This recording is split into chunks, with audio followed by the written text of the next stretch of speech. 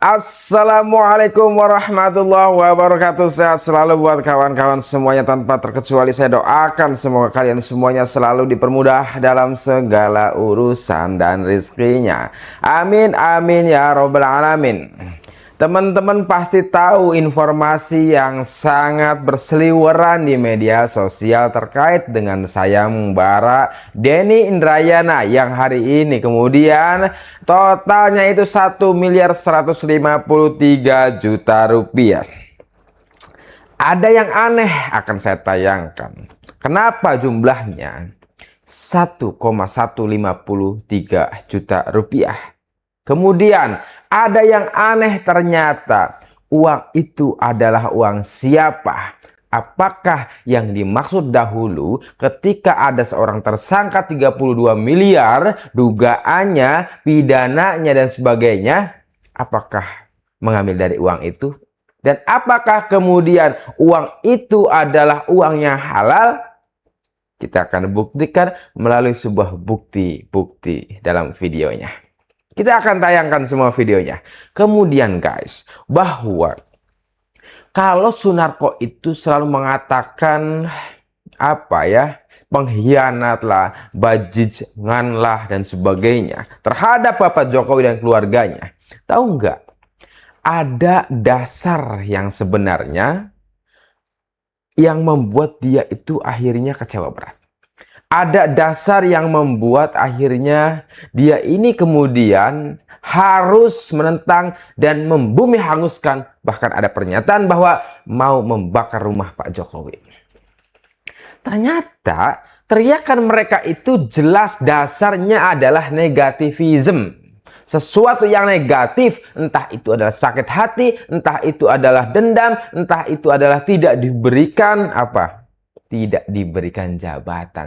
Karena bocor juga akhirnya ada temennya ini, temennya Sunarko yang mengatakan bahwa ternyata pernah minta jabatan kepadanya dan kemudian disampaikan ke Pak Jokowi tapi ditolak mentah-mentah. Inikah yang dimaksud dasar bahwa kemudian akhirnya dia ingin membakar rumah Pak Jokowi? Akan saya tunjukkan sebuah videonya. Dan guys, Denny Indrayana pun sama. Jadi dasar kenapa kemudian kita kan berpikir-pikir, kok bisa sih Denny Indrayana itu marah-marah, ingin kemudian mendiskreditkan Pak Jokowi dan keluarganya terus, dan hari ini kemudian membuat sayembara senilai 1 M itu. Ternyata guys, ada sesuatu di belakang itu. Ada sebab yang kemudian bisa apa ya, memunculkan sebuah narasi dan akhirnya dalam aksinya adalah sayembara 1 miliar tersebut. Kita akan tayangkan semuanya. Kita mulai saya dari video yang pertama.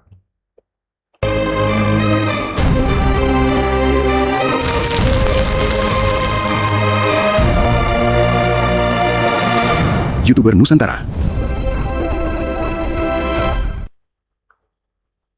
Itu untuk menambah sayembara, uang sayembara yang digagas oleh Prof. Denny, kami dari FPP TNI menambah 100 juta rupiah. Jadi sekarang nilainya 1.153.050.000 rupiah. Alhamdulillah, ini makin menunjukkan bagaimana kita serius.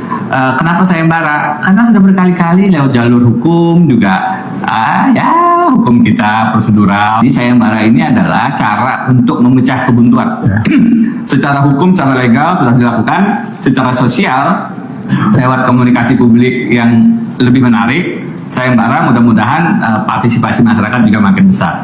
Harapannya mendorong Mas Wapres untuk segera menunjukkan ijazah SMA atau sederajat. Karena itu untuk Baik ya, sayembara ini hari ini 1 M 153.50.000 rupiah.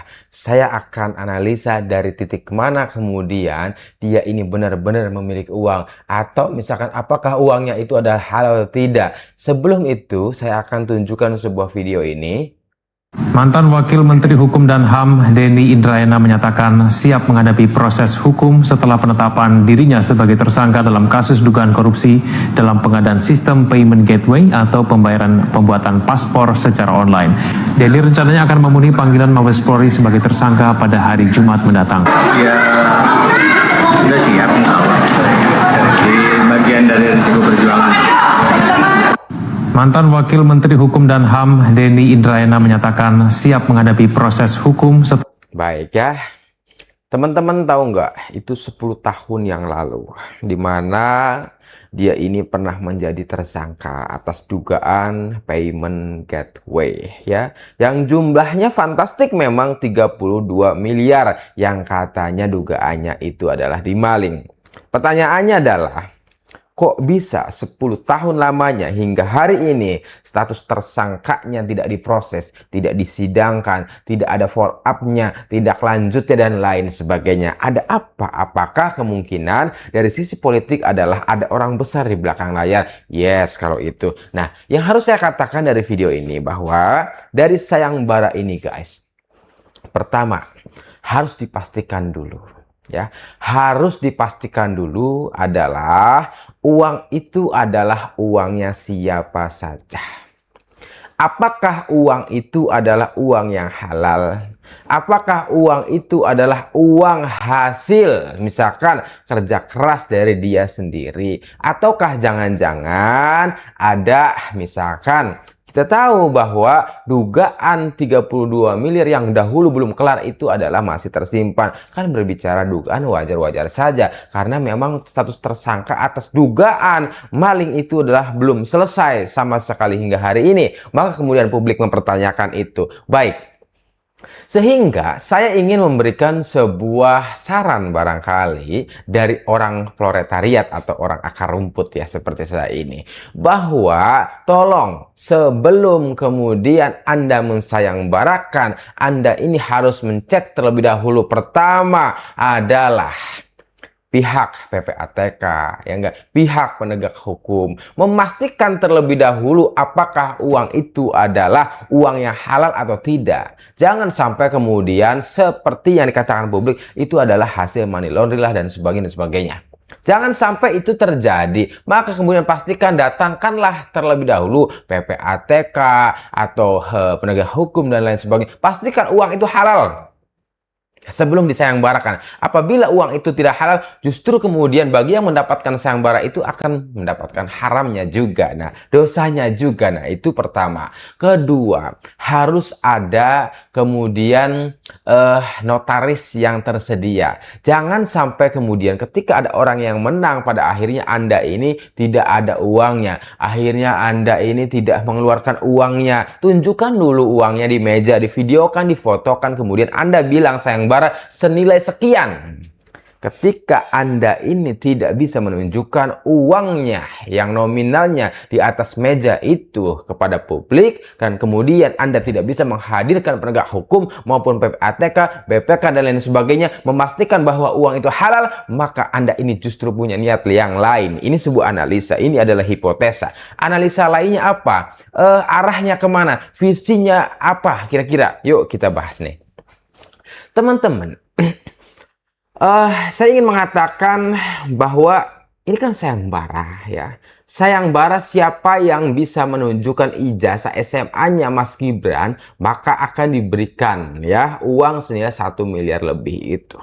Teman-teman tahu bahwa satu-satunya orang yang bisa menunjukkan ijazah aslinya ya dari luar negerinya itu hanya Mas Gibran. Artinya adalah siapapun publik, berjuta orang publik sekalipun tidak akan bisa menunjukkan ijazahnya Mas Gibran yang asli itu. Hanya Mas Gibran. Ya. Nah, kemungkinan Mas Gibran itu tidak akan menunjukkan itu karena tidak ada pentingnya juga, karena seringkali ditunjukkan sebelum-sebelumnya juga ya. Menunjukkan ke Denny Indrayana nggak penting juga. Artinya bahwa sayembara ini adalah omong kosong belaka. Sudah tahu jawabannya, tidak akan ada publik menunjukkan ijazah aslinya Mas Gibran. Artinya bahwa ini memang sayembara sebuah modus, punya tujuan yang lain. Apa modusnya? Ini adalah dugaan, ini adalah hipotesa, ini adalah kemungkinan. Karena ini adalah sebuah keyakinan tidak akan bisa ditunjukkan oleh publik ijazah aslinya Mas Gibran, dikarenakan hanya Mas Gibran yang hanya bisa menunjukkan. Nah, jadi begini. Ada tujuan yang lain, dugaannya adalah bahwa ketika Ini tidak terjawab. Anggap sayembara ini tidak terjawab, sudah diketahui tidak akan ditunjukkan oleh publik. Karena hanya Mas Gibran kan? Sehingga bahwa publik ini nanti akan terpolarisasi. Bagaimana maksudnya terpolarisasi ini? Bagaimana dengan pendukungnya Pak Jokowi? Bagaimana dengan pendukungnya Gibran? Bagaimana dengan pendukungnya Prabowo? Ketika misalkan mereka tidak terima atas ucapan daripada Denny Indrayana itu. Dan ada juga sebagian publik yang mendukung Denny Indrayana itu. Sehingga kemudian di antara rakyat, entitas bangsa itu terjadi polarisasi. Perpecahan lah di antara entitas bangsa itu. Nah, ini kemudian justru bisa didumaskan, diadukan ya, dumas kepada pihak yang berwajib. Karena apa? Artinya adalah punya efek negatif loh. Efek negatif yang akan membuat polarisasi, pertarungan, perpecahan. Karena jawabannya sudah jelas bahwa itu tidak akan dimenangkan oleh publik yang bisa menunjukkan ijazah asli. Karena yang bisa menunjukkan ijazah asli adalah hanya Mas Gibran belaka. Jadi itu semua omong kosong, itu semua adalah bullshit. Jadi sekali lagi, prediksi atau dugaan hipotesa ini bahwa tujuan yang lain itu akhirnya tercium oleh publik. Bahwa ternyata polarisasi lah ya, ketidakstabilan bangsa ini. Kemudian tidak tenangnya akhirnya bangsa ini, tidak tentramnya bangsa ini. Justru seharusnya negara memikirkan bagaimana mencari solusi untuk mensejahterakan rakyatnya, tetapi kali ini selalu diganggu dengan efek-efek yang seperti ini. Narasi-narasi yang seperti ini yang justru tidak membangun, malah menjerumuskan bangsa ini, membuat polarisasi. Artinya adalah ini instabilitas nasional. Ini artinya darurat. Mestinya negara kemudian turun tangan terkait ini. Bukankah negara harus menjaga harmonisasi? Bukankah negara harus menjaga menghindari, menghancurkan instabilitas nasional dan sebagainya? Nah, ini sangat penting. Sekali lagi, ini jelas tidak dan sangat tidak baik ya. Kemudian Bangsat Jokowi ini belum nunjukkan ijazahnya. Tahu kita punya teman ini sudah ditersangkakan mencemarkan nama baik. Ini kan aparat juga ikut bajingan kan. Orang yang kita tuntut belum menunjukkan ijazah yang kita minta, malah kita ditersangkakan mencemarkan nama baik. Jadi bangsat semua antara Jokowi dan aparatnya. Seorang Maijen Purnawirawan berbicara tak beradab di ruang publik. Ngeri kan? Sudah purnawirawan aja masih begitu ngomongnya. Gimana waktu dia memimpin di TNI? Mungkin bisa lebih parah bicaranya, kawan-kawan. Dan mungkin ini menjadi salah satu kiblat beberapa orang yang sangat-sangat tidak beradab ketika bermedia sosial, ya kan? Karena banyak kita jumpain, nanti banyak juga yang komen ini, kok nggak makan ya kalau nggak menjilat, bahkan mengeluarkan kata-kata kasar, mengeluarkan kata-kata nama binatang. Untuk apa kau lakukan? Kau beli kota ya untuk membuat dosa. Ngapain? Sayang banget. Kita hidup di dunia ini sementara. Jadi jangan kau tambah-tambahin dosamu. Suka kau kasih jempol, enggak suka bisa kau blokir, lewatin aja, nggak usah komentar. Ya, jadi biasakan jadi netizen yang cerdas. Kau komentarin isi video yang tidak terpublikasikan, jangan kau komentarin. Jangan kau bilang kau nggak makan kalau nggak menjilat. Jangan-jangan kau lebih menderita hidupnya daripada orang yang kau komentarin. Oke? Jadi netizen cerdas. betul, setuju sekali Abang. Ya luar biasa. Nah, saya akan komparasikan dengan beberapa video. Kenapa akhirnya seorang Sunarko ini selalu mengatakan sesuatu yang negatif terhadap Pak Jokowi dan keluarganya. Bajingan, kemudian bangsat, kemudian banyak banget. Ini tidak patut. Dia itu jenderal katanya. Katanya Danjen Kopassus, katanya. Tapi justru tidak mencerminkan akhlakul karimahnya. Tidak mencerminkan tauladannya. Bangsa ketika misalkan ada seseorang yang kemudian tidak mencerminkan, maka yang demikian justru tidak patut dipercayai oleh publik. Kenapa? Karena justru arahnya adalah negativism. Arahnya adalah sesuatu yang negatif. Ya ucapannya begitu. Yuk kita bandingkan ini dengan masa lalunya. Dengan kemudian kenapa ia ini bisa artinya 180 derajat apa ya, menghajar Jokowi padahal dulunya sempat dekat ya. Kita akan lihat. Oh, kau juga udah pernah ditangkap itu. Habis itu dibebaskan, jaminannya Pak Luhut loh. Baru mereka bilang Pak Luhut penjilat itu. Kurang asem banget ini orang-orang ini. Tangkap, Sunarko. Kumis tebal kau. Jangan sampai kita cukur kau punya kumis. Kau pikir kami takut sama kau? Hah? Ya kan, dulu kan kita berkawan juga. Kalian minta-minta jabatan ke Pak Jokowi kan melalui saya juga. Gimana sih? Sunarko kau. Nah, ucapan Sylvester ini ternyata soal kelakuan Sunarko itu ya. Ternyata dulu itu melalui Sylvester meminta jabatan terhadap Pak Jokowi. Lalu kemudian Pak Jokowi itu menolaknya. Inilah akhirnya ketahuan dan terbongkar bahwa ada udang di balik batu. Bahwa ia meminta jabatan tidak di-ACC, ditolak, akhirnya sakit hati. Padahal saat itu berteman. Nah, ketahuan. Jadi kenapa hari ini kemudian keras banget. Bahkan ada pernyataan membakar rumahnya Pak Jokowi ini. Justru adalah bentuk sakit hatinya meminta jabatan tapi ditolak. Ketahuan, inilah dasarnya. Kemudian juga tidak kalah penting. Takut sama kau. Kau ini dulu ya kan, yang dulu ditangkap karena kasus makar. Yang bawa senjata ini ya Sunarko ini. Sunarko ya. Dan Sunarko sama Soeharto, kamu yang menggeruduk KPU. Kita nggak ada takut sama kalian sama sekali loh ya.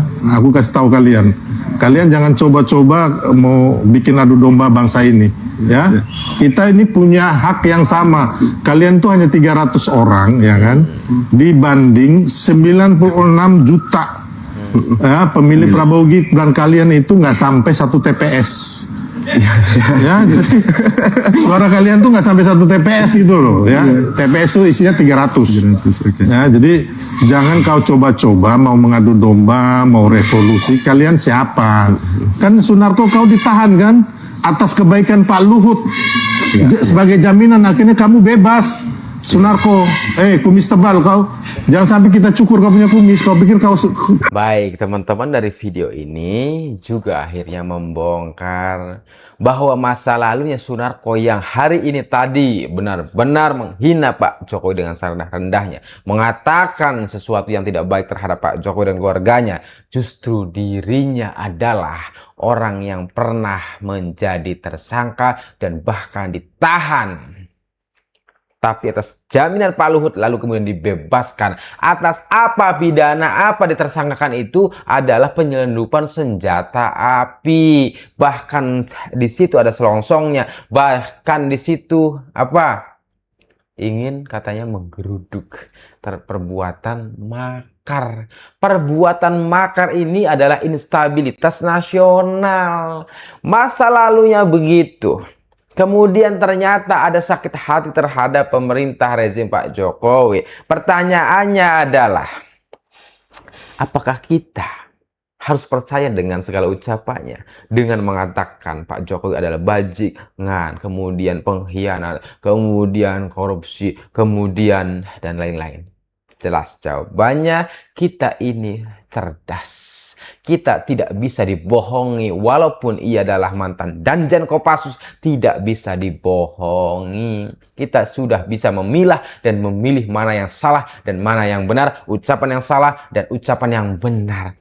Bahwa Anda katakan itu kita tidak akan percaya. Kenapa? Rekodnya ternyata jelek, pernah menjadi tersangka, menyelundupkan dan bahkan makar.